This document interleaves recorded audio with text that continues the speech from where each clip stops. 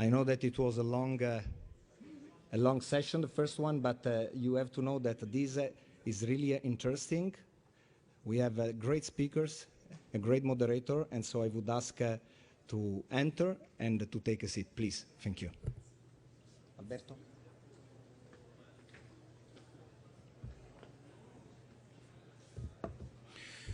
Thank you, Marcello, for your kind introduction. I would also like to thank Luigi Di Maio for this initiative, and also Laura Castelli, she was there, for assisting us in preparing this interesting conference. And of course, I would like to thank all the speakers who accepted to intervene in this extremely interesting and sad topic. Marcello said I'm great, but actually I have good reasons to think that I'm almost unknown. If people who are not here could possibly at least not be so loud, it would be a great, great, great thing.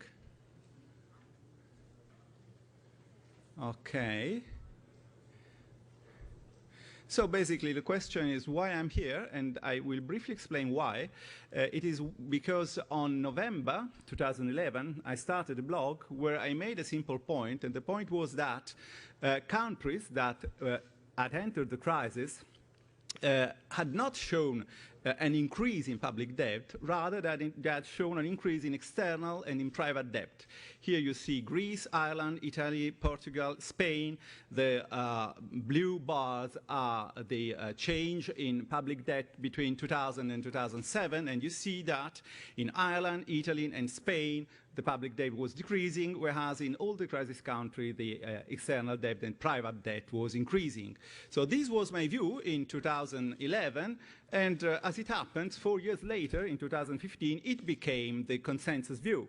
Francesco Giavazzi and Richard Baldwin in voxeu.org stated explicitly that our crisis, the European crisis and also the Italian crisis, was not a public debt crisis. This is the reason why when Antonio Guglielmi and Marcello Minenna told me what could have been the title of this event, I asked why. So this is a debate which is nonsensical. Everybody knows in the scientific community that public debt is not the root of our crisis, so we should look at other causes. But in fact, we didn't. What I didn't know when I started my blog was that the European Central Bank, 1 month before, in October 2011, had already stated very clearly that the roots of the crisis were the imbalances in the private, not public sector. This was very apparent in the data. You just had to look at sectoral data and the sectoral balances across sectors and across countries, and they came up with this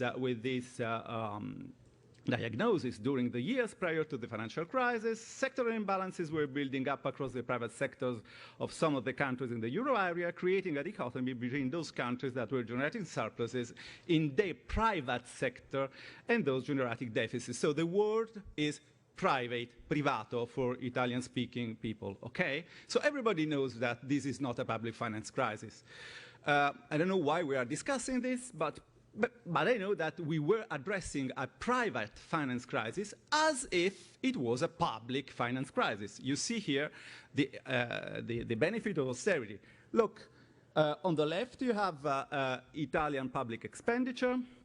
You see that with the onset of Monti government and all the Monti, Letta, Renzi and all that, the profile of Italian public expenditure flattened. So there has been austerity, and this austerity has been massively represented by a slowing down of the pace of public expenditure. We know, as has been said by in the presenting panel, that these affected mostly public investment.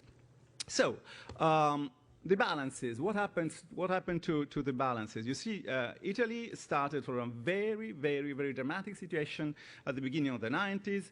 Our public balance, our government balance was below 10%. We were able to reach 3% and to stay here more or less, with one exception, with one big exception, which was right after the 2008 crisis, and then we recovered relatively quickly, and since 2011, actually we are we are complying with the 3% rule. But look at this other ratio. This is the current account balance. So the indebtedness of Italy as a whole towards the international financial markets. So what we see here is that both in the 1992 crisis and in the 2011 crisis, what Italy had, the most apparent imbalance was an imbalance towards the foreign creditors, which underwent an adjustment basically of the same size, with a major difference. In 1992, the adjustment was obtained by adjusting the level of the exchange rates, whereas this time this possibility was ruled out by the fact that we belong to a monetary union, and we are rather proud of it. Or what did happen, basically? Well, you see the difference between adjusting the external accounts when you can rely on on exchange rate adjustment, and when you cannot. When you can rely on exchange rate adjustment, both sides of the current account balance adjust. So imports can fall and exports can rise.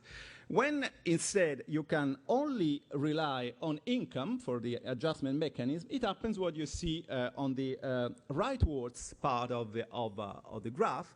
Basically, we were able to re-equilibrate our external accounts and even to get a surplus by destroying internal demand and by that way, by destroying imports, whereas exports did not rise that much.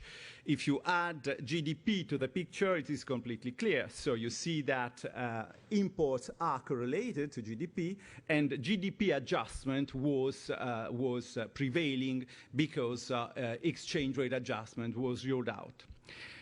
Of course, this had consequences. So have a look here at this graph. So, it has been mentioned very often the need to reduce public debt, but nobody mentions two things which are apparent in the data. So a public debt reduction was underway before the crisis. So even Berlusconi, who is the mother of all evil for some Italian politicians, including some that are present here that I respect, but nevertheless, during those government, Berlusconi, Prodi, and before the crisis, the public debt in Italy was falling as a share of GDP. And this is a fact. So I don't know why we don't want to look at these facts.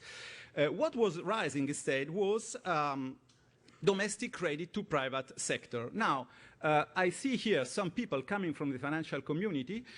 I don't need to explain them that what we call domestic credit is domestic debt for some other people. So if someone has a credit, another one has a debt, which means that what we are seeing here is public debt and private debt. Public debt was falling, private debt was rising. And we have been told that the fault of the crisis was on public debt. I think that, I respect all the view, but a greater effort should be made to explain and to convince us that a debt that was falling was more dangerous than a debt that was rising. I hope we all agree on that point. Well, the adjustment through income made casualties, and those casualties are the banks. Here what you see is the non-performing loans to GDP ratio, and you see it's very apparent that this ratio that was higher than that of other countries before the onset of the crisis had an acceleration with the beginning of the austerity policies. This is perfectly compliant with what we know with the recent results of the scientific literature. So I'm not here to present my view. I'm just presenting. So my view are known. I don't need to present them, but I'm just presenting data and results from the scientific literature. What we know now about multiplier in a recession, and we were in a recession in 2011. We were told that we were in a very bad predicament, so we were in a recession. What we know is that fiscal multipliers are higher than in normal times. There is a huge literature. I don't want to so bother you with my almost infinite culture on those annoying things, but say that the multiplier, most researchers agree that in bad times the multiplier is around 2, which basically means that if you reduce public expenditure by 1, you are reducing GDP by 2. And this is, of course, like trying to empty the ocean with a bucket. So it can work, but you need a lot of time. There is another thing which has been mentioned, which is productivity. I will be very, very quick on that because it's part of my current research. Let's have a look at what happens to the right of this graph. What we see is that until the mid-90s, and I should perhaps remind you that in 1997, the Euro legacy currency, so the currency belonging to the European monetary system, were pegged to the European currency unit, which basically means that in currency terms, the euro starts in 1997. Around that time, we see that productivity flattens in southern countries, whereas it continues to grow in northern countries. This is a fact. It has a lot of explanation, but we cannot ignore this fact, because if we are told that the problem with our country is that we are corrupt, so besides the fact that I am still always a bit hurt by statements against the country, so against all the people in that country. So as usually people who speak about corruption start from the assumption that they are not corrupt, which is a good thing. So there is at least one person which is not corrupt in Italy. It is the people who are speaking about corruption in every particular situation.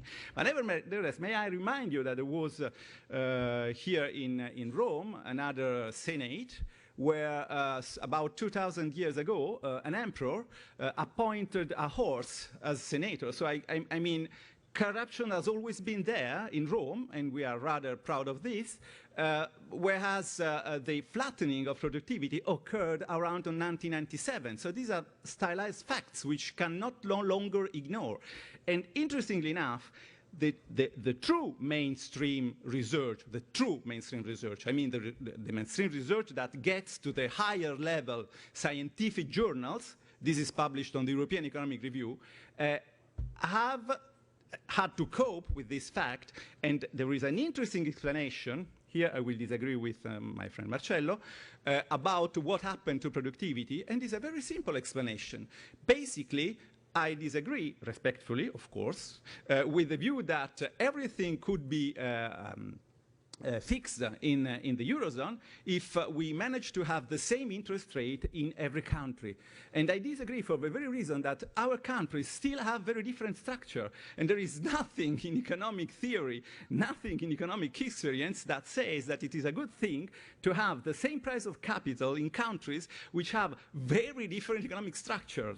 And by the way, we must always remember that we are an economic, monetary, and political union since at least 150 years. And even before the onset of the euro, we had a spread between Calabria and Piemonte. Nobody noticed that, but it's a fact of life. So capital has different prices in different places.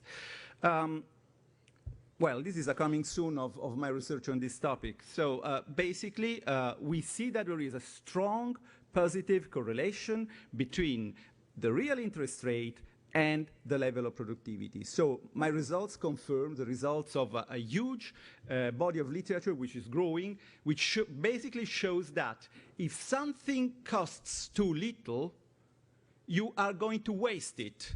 This can be capital, can be truffles, can be everywhere. So if it costs too little, you are going to waste it, okay? So it's not a good idea to have in Greece the same cost of capital as in Germany, because this is too little for Greece.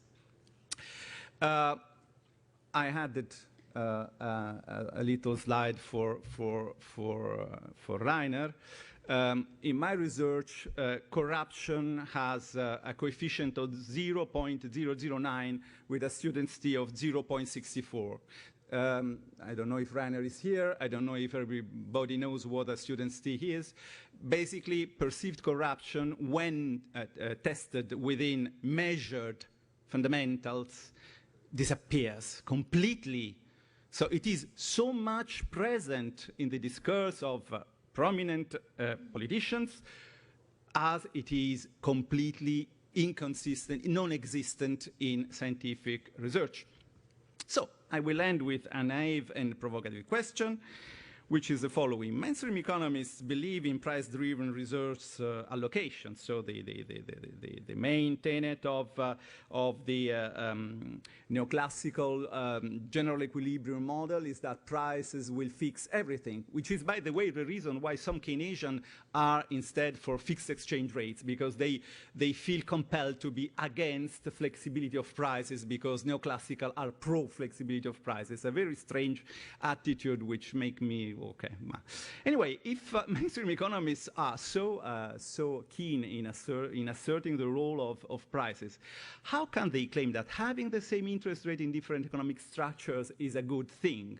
So basically, if we have the same price in different structure, we are not allowing the price system to do its work. I'm always very, very puzzled by, about how we could defend such a position, and I'm also here for understanding and evaluating any argument in favor of this view. And I was also here to thank Wolfgang Munchau, that on 28 September 2015 was so kind as to quote one of my previous research on the relation between real exchange rate and productivity in the Eurozone. Thanks a lot. And now I'm going to introduce the speakers, the distinguished speakers of this panel. I will do that in alphabetical order, starting from Ansgar Belke. Ansgar, the floor is yours.